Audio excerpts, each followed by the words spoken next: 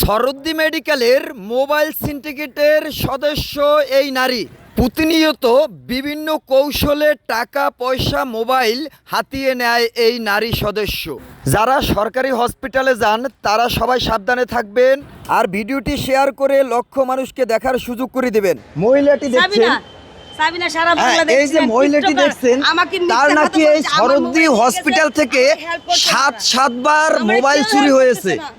এই আজকে আবার যাইয়া এই ভাইটিকে ধরছে, হ্যাঁ এমন হস্তনস্ত করছে ভাইটিকে যে তুমি আমার মোবাইল নিশ্চয়। ভাইটির কাছেই শুনেন ভাই কি হয়েছে একটু যদি বলতেন।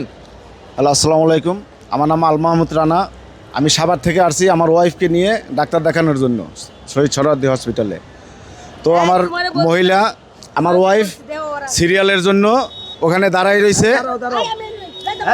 তো মহিলা সিরিয়ালে তো আর আমি দাঁড়াইতে পারি না, মহিলারা সিরিয়াল দিয়া তো কাউন্টার আলাদা। আমি আইসা হসপিটালের সামনে মেইন গেটের সামনে আমি দাঁড়াইছি। দাঁড়ানোর পরে আইসাই আমাকে ধাপ করে ধৈর্যই বলছে, এই তোর কাছে আমি মোবাইল দিছি, তুই আমার মোবাইল দে। আমি বলছি আপনি কি আমাকে দেখছেন? কয় হ, তুই এরকমের আজকে সকাল থেকে 7বার সিন্ডিকেট করছো। আমি নিয়ে আসছি রুগী, আমার ওয়াইফ অসুস্থ। আর আইসা এই যে সিন্ডিকেট চক্র আমাকে টাইনে নিয়ে যে কোনো জিম্মি করার একটা পরিকল্পনা হয়তো বা ছিল তাদের, আমার যেটা দৃঢ় বিশ্বাস। কারণ হচ্ছে এইভাবেই তো ক্রাইম করে, সিন্ডিকেট করে। আর এদেশে তো মহিলাদের অগ্রাধিকার বেশি, যেহেতু মহিলার অন্যায় না থাকলেও যে কোনো 10টা পুরুষ লোকও যায় তার পক্ষে দাঁড়ায়। আমাকে এমনভাবে সিন্ডিকেট করছে, মানে আমাকে তুলে নিয়ে যাবে এই রকমের। এই শহীদ সরদ্দি হসপিটালে সিন্ডিকেটে ভরা, যা অতুলনীয় সিন্ডিকেট। আমি আর কি বলবো বলেন, আমি রুগী নিয়ে আসছি। ধন্যবাদ। এই এদিকে আসেন। হ্যাঁ, আপনার এই যে সরদ্দি হসপিটালে কাজটা কি বলেন? আমার একটু টুকিনাকি দোকানদারি আছে, এগুলো করি। আর আমার একটা মোবাইল, এটা নিয়ে আমার বাচ্চারা ছবি দিয়ে এটা চুরে নিয়ে গেছে। এটার জন্য আজকে 10 দিন ধরে আমি এই কষ্ট করতেছি। আপনার মানে এই হসপিটালে কেন আসছেন? কাজ কি আপনার? হসপিটালে কোনো কাজ নাই, আমার দোকান আছে হসপিটালের সামনে। হ্যাঁ, হসপিটালের সামনে আপনার দোকান আছে, আপনি দোকানে থাকবেন। আপনি হসপিটালের ভিতরে কেন এখানে নষ্ট করলেন? এখানে বৃষ্টি, আমার কাহিনী শুনে, এখানে বৃষ্টি নামছিল। বৃষ্টি নামলে এখানে বসেছিলাম, তোর এই চাচার মতো দেখতে একটা লোক আসছে, বলে আমি এখানে চাকরি করি, তুমি আমার চিনো না? আমি বলছি হ্যাঁ কাকা, আপনারা তো আমি দেখি। কয় তাহলে তোমার মোবাইলটা দিও, আমি সার্চ করে দিই। এই যে আমার নাম্বার দিয়ে পরে ফোন দিলাম, আমার ফোন আর ধরলো না, আর ফোনটাও দিল না। আপনি শোনেন, আপনি তাকে কেন ধরলেন? মানে একটা মুরব্বী এরকমের নাকি আরো 7 জন ধরছেন আপনি? 7 জনের জিজ্ঞেস করছি। মানে আপনার মুখ থেকে বলছেন যে আমি এরকমের 7 জন ধরছি। জিজ্ঞেস করছি। হ্যাঁ, আপনি এডি কতদিন ধরে করেন? একই চেহারা। আল্লাহ, আমার মোবাইল চুরি হয়েছে, আমি সবারই এক চেহারা লোকের আমি জিজ্ঞেস করতেছি। আপনার নিজের মুখে আগে বলছিলেন যে আপনার 7বার মোবাইল চোরে নিছে। 7বার। প্রিয় দর্শক, একটা মানুষের যদি 7বার মোবাইল চোরে নেয় এই হসপিটাল থেকে, তবে সে কি আবারও হসপিটালে মোবাইল চার্জ দিতে দিবে? আপনার সাথে কে কে আছে বলেন? আমার সত্যি কথা বলেন, আপনাকে আমি পুলিশে দেবো। দেও, পুলিশ সমস্যা নাই। আমার এলাকাবাসী যারা আছে, এখানে আশেপাশে যা আছে তারাই আমার এলাকাবাসী, আমার কেউ নাই। ওই স্যারেরা দাদা মর্গে লাশ সেলাই করে আর কেউ নাই। আমাকে মর্গে নিয়ে যাওয়া দরছিল, বলছে তোরে মর্গে নিয়ে ছিড়বো আর কি, এরকম যে তোরে মর্গে নিয়ে ফারবো, এই কথা বলছো আমাকে। মর্গে লাশ সেলাই করি, আমি বলছি আমি মর্গে লাশ সেলাই করি। ধরে নিয়ে তো আমার সল্লাকে আরো সিন্ডিকেট চক্র ছিল। দিয়ে সিন্ডিকেট, আমি মেট্রিক পাস, বুঝছো? আমি বলছি যে আমি মর্গে লাশ সেলাই করি। মানে এই যেখানে লাশ ফারে এখানে নিয়ে ফারবো, আমারে ওইখানে নিয়ে ফারবো। বলছি মর্গে লাশ সেলাই করি। সিন্ডিকেট চক্র এটি।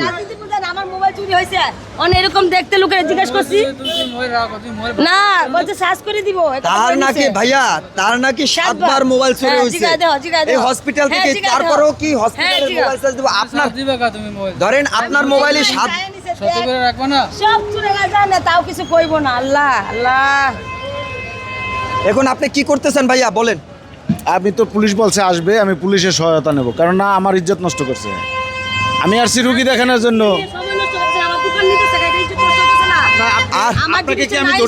মানুষের মতো একরকম মানুষ থাকতে পারে, জিজ্ঞেস করতে পারে। একরকম থাকলো আপনি কেন বললেন যে তোর কাছে আমি মোবাইল দিচ্ছি, তুই আমি মোবাইল দে? না না, এভাবে না, বলছে তোর কাছে আমি মোবাইল চার্জ দিছি, তুই আমার মোবাইল দে। এই ব্যবসা কতদিন ধরে করছ? আমি 10টা মানুষের জিজ্ঞেস করছি, পাগল হয়ে গেছি, বুঝছেন কাকা? আমি একটা কথা বলি, 10টা মানুষের জিজ্ঞেস তুমি 10টা মানুষের, তুমি আমারে কেন বললা যে তুমি এই ব্যবসা কতদিন ধরে করো? কারে বললাম? আমারে বলছো তুমি। জান তো ওই সব বলতেছে, আবার আমারে বলতেছে। আমি বুঝলাম না, নাটক। এর সমস্যা হলো এর সাথে সবাই নাটক করতেছে তোমার সাথে। আমি আমার জিনিসটা নাই হইছে। আমার আমার নাটক না, মেট্রিক পাস। আমি ডাক্তারিও পারি কাকা। এইভাবে মানুষকে হয়রানি করবো না। আমার কথাটা বলেন। আমি মুরব্বী মানুষ, আমার কথা না। যে এই কাকা, দেখছুক, আমার কথা ওর সাথে এই যে কথা ওর শুনুন। আপনি চিনেন, তাকে চিনেন ভাই, একটু এদিকে আসেন, তুমি এটা কইলা কা? একটু এদিকে আসেন ভাই, একটু এদিকে আসেন। এক চেহারার তুমি এই লোক। লোকেরে আমার কথা কই শোনো। তুমি এই লোকেরে বলছো কেন কাকা, আমার তো যে কিছু নাই। আমি আমার তো বাচ্চা আছে আরে শোনো মোবাইলে। বেশি কথা কয়। তুমি এই লোকের এই কথা কইলা কা যে এক চেহারার লোক, এক আরে উনিলো চেহারার লোক। স্যারের মতো মানুষ থাকতে পারে না। তুমি এই লোকের এটা কইলা কা যে মরগে নিয়া ফারুক। হ্যাঁ। তুমি এই কথা কইলা কা? উনি আরো 2 বার হসপিটালের বেডে গেছে, আরো 2 দিন আগে হ্যাঁ। আরেক লোক বইলা গেছে 2 দিন আগে, হ্যাঁ বেডে গেছে মোবাইল খুঁজতে এরকম। রাজনীতি ইন বাংলাদেশ। আচ্ছা, যাই হোক, সমস্যা নাই, বলো, আরো সমস্যা নাই, বলো, সমস্যা নাই। এখন এরকমের আরো 2 দিন ওই- গেছেন বলে। ওই কাকার মতো দেখতে, এই ফিটিং ভাই, সমস্যা নাই, বলেন, সমস্যা নাই। উনি এই ব্যবসা কাকার করে। মতো, তো এনতন বাইক করে দি হসপিটাল তো আরে বাইরে দেখ, আমার তো মোবাইল নিয়ে গেছে, আমার মোবাইলে দেখ, তুমি চিনো যারা উপর মহলে আছেন তারা এইডি একটু গুরুত্ব দিবেন আমি টাকা প্লিজ। দিলাম। এ জায়গায় আসে গরিব অসহায় মানুষ, তারা যদি প্রতারিত হয় প্রতিনিয়ত এই সরকারি হসপিটালে এসে, তারা কোথায় যাবে বলেন? তারা কোথায় যাবে? এই রকমের সিন্ডিকেট যেন আর না হয়, আপনাদের কাছে অনুরোধ, আপনারা একটু এর দিকে চোখ দর্শক, আমার চোখ একটাই রাখবেন। চাওয়া, আমার তো সব নিয়ে গেছে, আমরা তো সবাই সারা বাংলাদেশ। এই রকমের 7 বার নাকি আমার তার মোবাইল মোবাইল নিয়ে আপনারা গেছে সবাই দেখেন। এই হসপিটাল আমার থেকে। একটা এটা চাওয়া, কতটুকু সত্য এই লোকটা আপনারাই কমেন্টে জানাবেন। যে আমার মোবাইলটা নিছো, আমার দিয়ে দিও, আমি ও টাকা যদি দিই। আমাকে নিতে পারতো তাহলে যে নিশ্চয়ই আমার মনে করেন মোবাইলটা পয়সা নিছো, দাবি আমার করতো আমার দিয়ে কাছে। দিও, আমি টাকা দিও। আপনাকে নিয়ে কি করতো আমি বলি শুনেন, আপনাকে নিয়ে কি করতো জানেন? কই বলতেন আমার মোবাইল নিয়ে গেছস, তুই নিছস, এইটা করছস, ওইটা করছস। কারণ এখন বর্তমানে মহিলা মানুষের কথা সবাই শুনে। আপনার এই মোবাইলের ভর্তুক দেওয়া লাগতো এবং কি 10,000 20,000 টাকা দাবিও করতে পারতো। যদি যেমন বলছে যে আমাকে মর্গে নিয়ে ফারবে, তাহলে ওই রকমের অন্ধকার জায়গায় যদি নিয়ে যাইতো আমাকে, অনেক সিন্ডিকেট করতো। আমার এই 19 তারিখে ফ্লাইট, আমি সৌদি আরব যাব। আর ও নাটক করতেছে একটা। এখন আপনি কি করতে চান, তাকে কি করতে চান বলেন? আপনারা যেটা বলেন সেটাই করেন। আমি তো রুগী নিয়ে আসছি ভাই। তাকে আইনের আওতায় দেওয়া কি উচিত হবে? হ্যাঁ, আইনের আওতায় দিলে আরো 10 জন শিক্ষা পাবে। আপনারা কি বলেন? আমার আইনে হাতে দিছো, আমার মোবাইল নিয়ে হ্যাঁ? কি কইরা? আইনের আওতায় দেব? আরো তো মেয়ে আছে, তাদের তো মান সম্মান আছে, তাই না? আপনারা কি বলেন ভাই, আপনারা কি বলেন? আইনের আওতায় দিতে যে এখানে তো আসে আমার গরিব মোবাইল মানুষ, নিয়ে গেছে, শুনে। এখানে তো গরিব অসহায় মানুষ আসে, তুমি এরা একটা যদি মুরব্বি প্রতারিত দেখে হয় লোক, ওই যে তাহলে লোক, কিভাবে চাচা। ইয়ে করবে? আঙ্কেল শুনেন, বলছে চাষ তার করে নাকি দিব। 7 বার এই হসপিটাল থেকে মোবাইল এই চুরি ক্যামেরা নিয়ে গেছে। দিছি। এখন তার কাছে একজন আইসা মোবাইল চাইছে, সে মোবাইল দিয়ে দিয়েছে চার্জে। সে কি চার্জে, একজন আইসা আপনার কাছে যদি বলে অচিনা লোক, যে আপনার মোবাইলটা দেন আমি চার্জে লাগাই, আপনি কি দিবেন কিনা? কই আছে সামনে? দিবেন? তাহলে হাই কি ফট নাকি? কই টিয়া দেমনে যেটা নিছো মোবাইলে দেহা। তাহলে কি তারে কি আইনের আওতায় দেওয়া উচিত? প্রিয় দর্শক, তাকে আমরা আইনের আওতায় তুলে দেবো।